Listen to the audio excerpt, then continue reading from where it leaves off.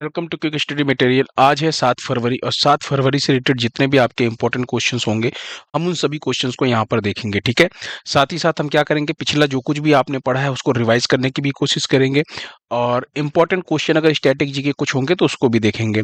और क्लास की टाइमिंग बहुत ही छोटी रखने वाले हैं ना, ताकि कम समय में ज़्यादा से ज़्यादा चीज़ें हम यहाँ पर देख पाएँ। चलिए पहले क्वेश्चन की तरफ चलते हैं। आज का जो हमारा पहला क्वेश्चन है वो क्या है कि हाल ही में सिमोना हालेप ने अंतरराष्ट्रीय टेनिस से संन्यास की घोषणा की है। इनका संबंध किस देश से है? देखिए, सिमोना हालेप की बात करें तो ये एक टेनिस प्लेयर है और जो इनका संबंध है रोमानिया से। तो ऑप्शन सी जो है वो आपका बिल्कुल सही है। रोमानिया की राजधानी क्या है? बुकारेस्ट। राजधानी देशों की आपको ध्यान रखनी है जो करंट में चर्चा में रहते हैं, उनकी राजधानियां अक्सर एग्जाम में पूछी जाती है। तो ध्यान रखिएगा, रोमानिया की राजधानी क्या है? बुखारेस्ट। और रोमानिया से संबंध किसका है? सिमोना हालेप का। ये रोमानिया की हैं और अंतरराष्ट्रीय टेनिस से इन्होंने संन्यास की घोषणा की है। एक बार रोमानिया की इस टेनिस प्लेयर के बारे में देखिए, ये है सिमोना हालेप। सिमोना हालेप की बात करें तो इन्होंने ना 2 बार ग्रैंड स्लैम जो है टूर्नामेंट को जीत रखा है। 2018 में फ्रेंच ओपन जीता था, 2019 में विंबलडन ओपन जीता था।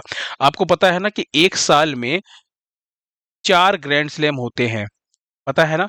अभी ऑस्ट्रेलियन ओपन हुआ है जनवरी में, है ना? फिर उसके बाद होता है आपका फ्रेंच ओपन, फिर उसके बाद होता है आपका क्या, विंबलडन ओपन, और लास्ट में होता है यूएस ओपन। तो एक साल में 4 ग्रैंड स्लैम होते हैं, यानी 4 टेनिस के ये बड़े टूर्नामेंट हैं। ठीक है, तो वहीं पे एक और चीज हम आपको याद करवाने की कोशिश करेंगे कि अभी हाल ही में कुछ टेनिस प्लेयर ने संन्यास की घोषणा की है। कौन कौन से थे? तो भारत के रोहन बोपन्ना का नाम आपको याद रखना है, एंडी मर्रे का ध्यान रखिएगा, और राफेल नडाल। मोस्ट इंपॉर्टेंट है राफेल नडाल। इन तीनों लोगों ने अभी हाल ही में टेनिस से संन्यास की घोषणा की है। सबसे पहले रोहन बोपन्ना ने किया था, उसके बाद फिर एंडी मर्रे ने किया, और अभी कुछ दिन पहले राफेल नडाल ने किया था, है ना? आपका 2 महीने पहले की घटना है, 1.5-2 महीने पहले। तो ये चीजें आपको ध्यान रखनी है। नेक्स्ट क्वेश्चन देखिए, हाल ही में संयुक्त सैन्य अभ्यास ट्रोपेक्स 25 का आयोजन, यानी ट्रोपेक्स 2025 की बात कर रहे हैं, इसका आयोजन किस देश ने किया है?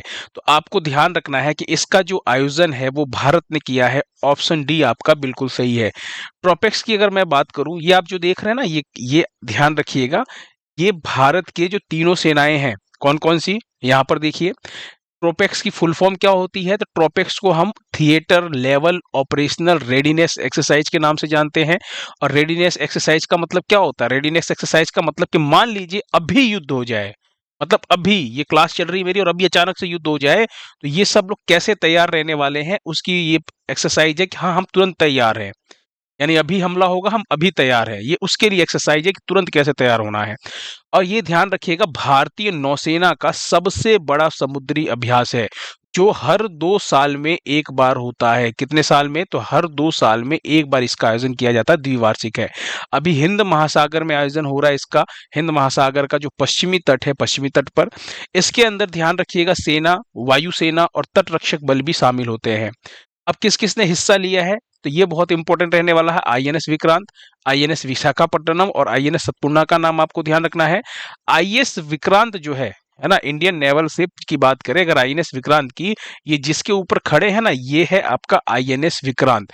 और ध्यान रखिएगा, आईएनएस विक्रांत की अगर बात करूं तो क्या है आईएनएस विक्रांत? तो ये आपका ना एक विमान वाहक जहाज है। क्या है? विमान वाहक जहाज। ये एक ऐसा जहाज है जो हवा में उड़ने वाले जो जहाज होते हैं ना, उनको अपने साथ ले जाने की क्षमता रखता है। ठीक है, और ये क्या है? आईएनएस विक्रांत। इसी ने लीड किया है मुख्य रूप से, जो मतलब आईएनएस विक्रांत जो है मुख्य रूप से यही लीड कर रहा है इस जो ट्रोपेक्स एक्सरसाइज की बात करें अगर तो। जी, यहाँ पर एक चीज समझिएगा, जब हम आईएनएस विक्रांत और इन सब की बात कर रहे हैं तो आपने एक आईएनएस मुंबई पढ़ा था अभी कुछ दिन पहले, नहीं याद आ रहा है? मैं याद दिला दे रहा हूं फिर से। आईएनएस मुंबई आपने कब पढ़ा था? फ्रांस एक युद्ध अभ्यास की मेजबानी कर रहा है जिसका नाम क्या है? ला पेरोस। अब याद आया? तो फ्रांस जिस युद्ध अभ्यास की मेजबानी कर रहा है, ला पेरोस की, आपको ध्यान रखना है इसके अंदर भारत के आईएनएस मुंबई ने पार्टिसिपेट किया था। और इस ला पेरोस अभ्यास में 9 इंडो पैसिफिक देशों की नौसेनाओं ने भाग लिया था, और ये भी द्विवार्षिक अभ्यास है जो 2 साल में एक बार आयोजन किया जाता है। एक आईएनएस सर्वेक्षक का नाम आपको ध्यान रखना है। अगर आपको याद आ रहा हो तो ठीक है, नहीं आ रहा है तो मैं याद दिला रहा हूं। आईएनएस सर्वेक्षक अभी आपने क्या पढ़ा था कि मॉरिशस के अंदर जो हाइड्रोग्राफिक, कहां पर, मॉरिशस की बात कर रहे हैं, यहां पर हाइड्रोग्राफिक जो सर्वेक्षण का कार्य पूरा किया था वो आईएनएस सर्वेक्षक ने किया था। ये दोनों आपको ध्यान रखना है और बाकी ये भी ध्यान रखना है। अच्छा, यहाँ पे एक और चीज ध्यान रखिएगा, अगर हम भारतीय नौसेना की बात करें, है ना, ये अपने इंडिया का नीचे का हिस्सा है, प्रायद्वीपीय भारत, है ना, ज्यादा अच्छे से समझ में आ रहा होगा। यहाँ पर ध्यान रखिएगा, हमारी नौसेना का ना एक है पूर्वी बेड़ा, क्या है, एक है पूर्वी बेड़ा और एक है पश्चिमी बेड़ा। पश्चिमी बेड़ा का मुख्यालय कहां पर है, यहाँ पे मुंबई में, और पूर्वी बेड़ा का मुख्यालय कहां है, विशाखापट्टनम में। आपको ध्यान रखना है पश्चिमी बेड़ा कहां पर, अरब सागर में, और पूर्वी बेड़ा कहां पर, यह आपको ध्यान रखना है, बंगाल की खाड़ी में। पहली बार दोनों एक साथ इस अभ्यास में पार्टिसिपेट कर रहे हैं, यानी ट्रॉपेक्स 2005 के अंदर दोनों जो बेड़े हैं ये एक साथ इस अभ्यास के अंदर पार्टिसिपेट कर रहे हैं, ध्यान रखिएगा। पश्चिमी बेड़ा का मुख्यालय मुंबई में और पूर्वी बेड़ा का मुख्यालय यहाँ पे विशाखापट्टनम, ध्यान रखिएगा। नेक्स्ट क्वेश्चन देखिए, अगला क्वेश्चन क्या है हमारा, हाल ही में देश का पहला, जब कभी भी कोई भी चीज पहली बार हो तो ज्यादा इंपॉर्टेंट होता है, ब्रेस्ट कैंसर संबंधी कैंसर जीनोम डेटाबेस किसने लॉन्च किया है। ये जो कैंसर जीनोम जो डेटाबेस है, ये आपको ध्यान रखना है, ये क्या करने वाला है। कैंसर जीनोम डेटाबेस के अंदर देखिए, जो भी ब्रेस्ट कैंसर यानी स्तन कैंसर जिसको भी होता है ना, उसका क्या सैंपल लिया जाएगा। भाई जांच के लिए तो सैंपल इकट्ठा होता ही है, उन इकट्ठा किए हुए जो सैंपल होता है ना, उस सैंपल से हम पता लगाएंगे कि उस व्यक्ति के अंदर कैंसर होने में जैसे कौन कौन सी कोशिकाएं जो है, क्या क्या परिवर्तन हुआ है, डीएनए में क्या चेंजेस हुए हैं, कोशिकाओं में क्या परिवर्तन हुआ है। उसके बाद हम क्या करेंगे, इस डेटाबेस को इकट्ठा करेंगे और इस डेटाबेस के अनुसार फिर हम अर्ली स्टेज में कैंसर का पता लगा सकते हैं, उसका इलाज कर सकते हैं। जैसे ही हमको दिखेगा कि हाँ ये चेंजेस शुरू हुए हैं, तो हमें पता लग जाएगा कि हाँ हम क्या कर रहे हैं, कैंसर होने वाला है या कैंसर का प्राइमरी स्टेज है, तो हम उसका अच्छे से इलाज कर सकते हैं। यही इसका मतलब उद्देश्य है। और ये जो कैंसर जीनोम डेटाबेस है, इसे लॉन्च किसने किया है, तो आपको ध्यान रखना है आईआईटी मद्रास जो है आपका बिल्कुल सही आंसर है, आईआईटी मद्रास ने लॉन्च किया है। वहीं पे अगर आपको एक और चीज याद आ रही हो तो आईआईटी इंदौर, कल ही आपने पढ़ा है ना, आईआईटी इंदौर जो है मेटी यानी इलेक्ट्रॉनिक्स एंड आईटी मिनिस्ट्री के साथ मिल करके एक एग्री हब, याद आया, एग्री हब लॉन्च किया। ये किसने, आईआईटी इंदौर ने, है ना, इलेक्ट्रॉनिक्स और आईटी मिनिस्ट्री के साथ मिलकर के। यहाँ पे एक और इम्पोर्टेंट पॉइंट आपको ध्यान रखना है, वो क्या है कि 4 फरवरी को क्या मनाया जाता है, विश्व कैंसर दिवस। और इसी दिवस के अवसर पर ना एक हाल ही में एक रिपोर्ट जारी हुई है जिसके अनुसार भारत में स्तन कैंसर के सबसे अधिक जो मामले हैं कहाँ पर देखने को मिले हैं, वो देखने को मिले हैं हैदराबाद में। तो ये एक इम्पॉर्टेंट पॉइंट है, अगर आपसे पूछा जाए कि हाल ही में जारी रिपोर्ट के अनुसार भारत में स्तन कैंसर यानी कि ब्रेस्ट कैंसर के सबसे ज्यादा मामले कहां पर देखने को मिले हैं, तो आप क्या कहेंगे कि हैदराबाद में देखने को मिले हैं। ठीक है, कैंसर संबंधी कुछ इंपॉर्टेंट पॉइंट की बात करूं अगर मैं, तो अभी आप लोगों को पता है 4 फरवरी को विश्व कैंसर दिवस मनाया गया है ना। इस बार की थीम क्या है, यूनाइटेड बाय यूनिक। कैंसर के स्टडी को क्या कहा जाता है, तो ऑन्कोलॉजी, आपको ध्यान रखना है ना, कैंसर के स्टडी को ऑन्कोलॉजी के नाम से जाना जाता है। एक आपको ध्यान रखना है, कोबाल्ट 60 एग्जाम में अक्सर पूछा गया है कि कैंसर के इलाज में किसका यूज किया जाता है, तो आपको ध्यान रखना है कोबाल्ट 60 का यूज किया जाता है। चलिए नेक्स्ट क्वेश्चन देखिए, मिसेज वर्ल्ड का खिताब जीतने वाली दूसरी अश्वेत महिला कौन बनी है। देखिए ये मिस वर्ल्ड नहीं है, ये है मिसेज वर्ल्ड, समझ रहे हैं आप। मिस वर्ल्ड अलग अलग होता है, मिसेज वर्ल्ड अलग होता है। तो मिसेज यानी शादीशुदा लोगों की बात कर लेते हैं। मिसेज वर्ल्ड का खिताब जीतने वाली दूसरी अश्वेत महिला जो बनी है वो बनी है तसेगो गेलई। कौन बनी है, तसेगो गेलई। ये ऑप्शन बी जो है आपका बिल्कुल सही आंसर है। कहाँ की है ये तसेगो गेलई, तो आपको ध्यान रखना है ये है दक्षिण अफ्रीका की। देश का नाम जरूर ध्यान रखिएगा, है ना, वरना एग्जाम में आप मुंह देखते रह जाएंगे कि भैया ये अश्वेत महिला का, हमने इस लड़की का कहीं तो मुंह देखा है लेकिन अब हम कहीं मुंह दिखाने लायक नहीं है क्योंकि हमने याद ही नहीं किया। ध्यान रखिएगा, दक्षिण अफ्रीका आपका बिल्कुल सही आंसर है। अच्छा, यहीं पे 2024 की अगर मैं बात करूं तो 2024 के अंदर, अभी 2024 में कुछ इंपॉर्टेंट इसी टाइप के मिलते जुलते क्वेश्चंस आप देखिए। मिस वर्ल्ड 2024 पूछा जाए, क्रिस्टोना पिस्कोवा का नाम ध्यान रखिएगा, ये चेक गणराज्य से है। वहीं पर मिस यूनिवर्स 2024 की बात करूं तो विक्टोरिया केजर थेल्विक का नाम ध्यान रखना, जो डेनमार्क से हैं। मिस यूनिवर्स इंडिया 2024 का खिताब रिया सिन्हा ने जीता है, अहमदाबाद गुजरात की है। फेमिना मिस इंडिया 2024 की बात करूं अगर मैं, तो निकिता पोरवाल जो कि उज्जैन मध्य प्रदेश से है, इन्होंने जीता है। तो आपको ये चारों ना बहुत ही मिलते जुलते नाम है, लेकिन इन दोनों में बहुत अंतर है ना। Miss world, miss universe, mrs world और ये मिस यूनिवर्स इंडिया और फेमिना मिस इंडिया, ये अलग अलग नाम है, एक एक वर्ड से अंतर आपको देखने को मिल रहा है और पूरा आंसर बदल जाएगा। नेक्स्ट क्वेश्चन देखिए, दक्षिण अफ्रीका के सबसे बड़े हिंदू मंदिर का उद्घाटन कहां पर किया गया है? अभी हाल ही में दक्षिण अफ्रीका के सबसे बड़े हिंदू मंदिर का जो उद्घाटन किया गया है वो जोहान्सबर्ग में किया गया है। और ना सिर्फ ये दक्षिण अफ्रीका का सबसे बड़ा हिंदू मंदिर है, बल्कि दक्षिणी गोलार्ध का भी सबसे बड़ा मंदिर मंदिर है ये। दक्षिणी गोलार्ध का मतलब आपको पता है ना, पृथ्वी आपकी है ये। अगर पृथ्वी की बात करें तो यहाँ पर ये क्या है, ये ऊपर वाला हिस्सा क्या हो जाएगा, ये ऊपर वाला हिस्सा आपका उत्तरी गोलार्ध हो जाएगा और नीचे वाला हिस्सा क्या हो जाता है, दक्षिणी गोलार्ध हो जाता है ना। उसी की हम बात कर रहे हैं, आपको यहाँ पर ध्यान रखना है कि दक्षिणी गोलार्ध में स्थित सबसे बड़ा मंदिर, क्योंकि न्यूज़पेपर में हर जगह पे ये चर्चा का विषय था कि दक्षिणी गोलार्ध का सबसे बड़ा मंदिर, और यहाँ पे दक्षिण अफ्रीका का भी आपको ध्यान रखना है। बात करें अगर हम, तो बोचिनवासी अक्षर पुरुषोत्तम स्वामी नारायण संस्था, जिसे बीएपीएस के नाम से हम जानते हैं, ने इसका उद्घाटन किया है। दक्षिण अफ्रीका में अब 7 बीएपीएस मंदिर हो गए हैं। दिल्ली का जो अक्षरधाम मंदिर है, जो आप लोग अक्सर गए होंगे, घूमा भी होगा आप लोगों ने, इसे भी बीएपीएस द्वारा ही बनवाया गया है। 2024 में अबू धाबी में, यूएई के अबू धाबी में प्रधानमंत्री मोदी ने भी एक बीएपीएस मंदिर का उद्घाटन किया था। ये भी आपके एग्जाम के लिए इंपॉर्टेंट था, जो कि पूछा गया था पिछली बार। अगला क्वेश्चन देखिए, भारत का पहला सफेद बाघ प्रजनन केंद्र कहाँ खोला जाएगा? तो भारत का पहला है, इसलिए थोड़ा सा इंपॉर्टेंट रहने वाला है। सफेद बाघ प्रजनन केंद्र जो है ये रीवा में खोला जाएगा। उत्तर आपका जो ऑप्शन ए है बिल्कुल सही है। रीवा की अगर मैं बात करूं यहाँ पर, तो ध्यान रखिएगा रीवा कहाँ पर है, रीवा आपका मध्य प्रदेश के अंदर है, एमपी में है आपका रीवा।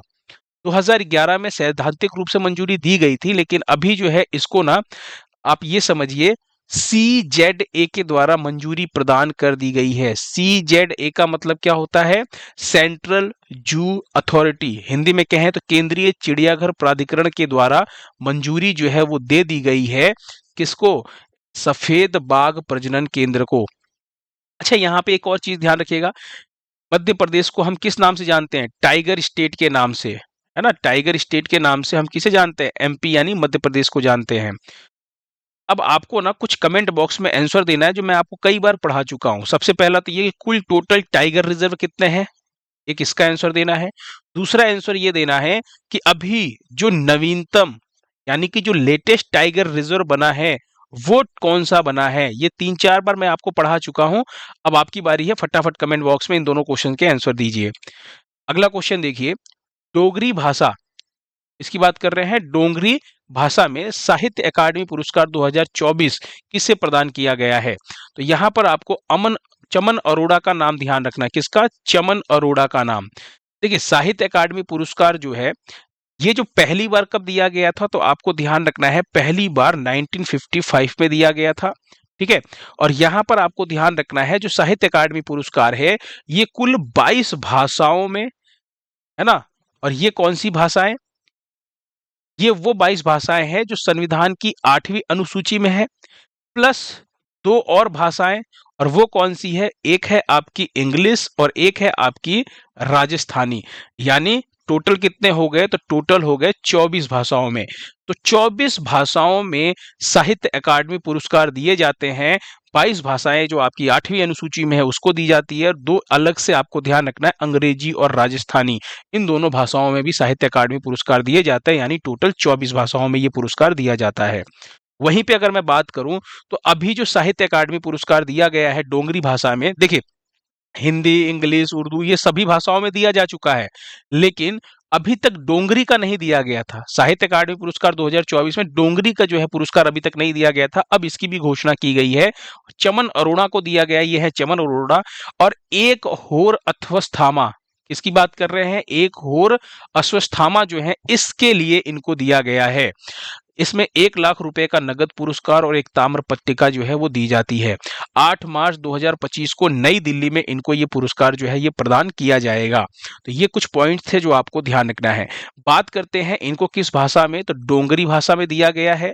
अगर डोंगरी भाषा की मैं बात करूं तो ये जम्मू कश्मीर की तो आधिकारिक भाषा है ही, प्लस साथ में आपको ध्यान रखना है कि हिमाचल प्रदेश में भी बोली जाने वाली भाषा है और कुछ हिस्सों में पंजाब के भी बोला जाता है, यानी पंजाब के भी कुछ क्षेत्रों में इस में भी ये भाषा बोली जाती है।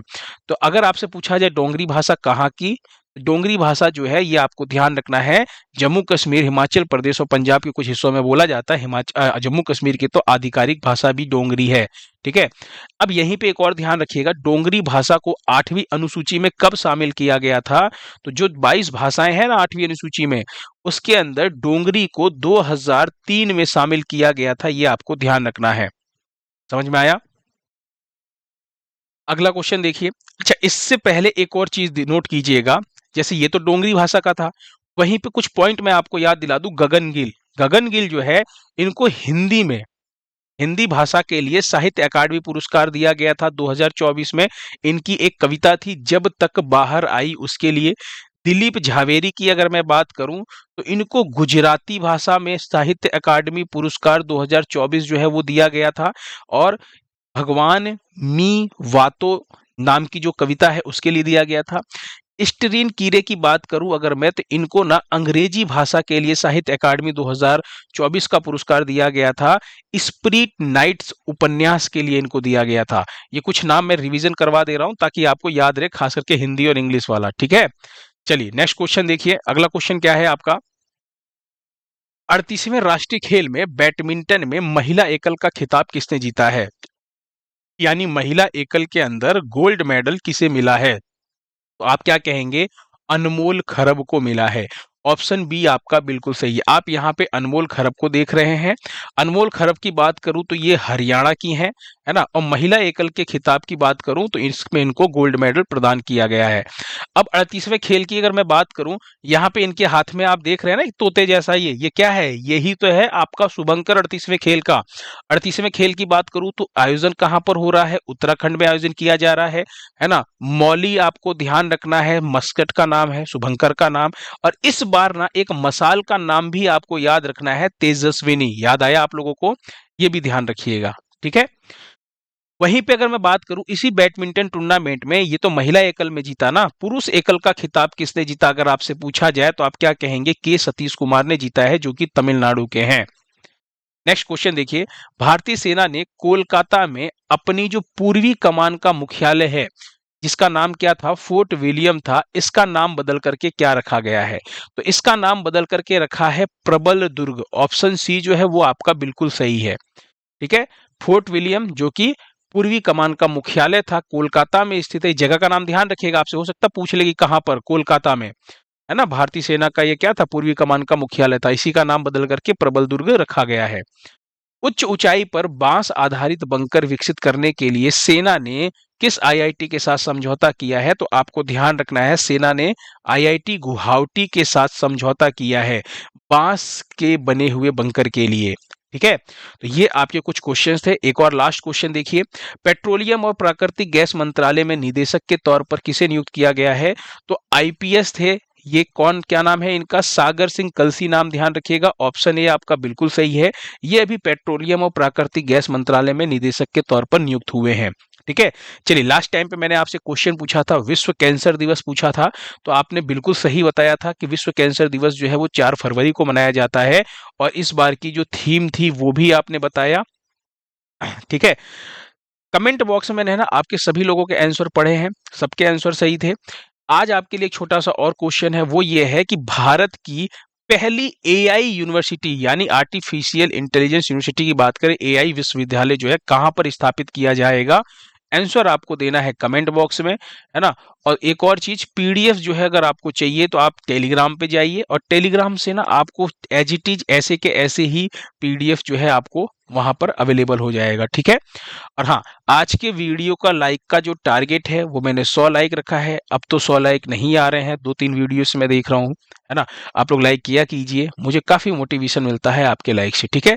थैंक यू सो मच, और फिर मिलते हैं एक कल के नेक्स्ट लेक्चर में।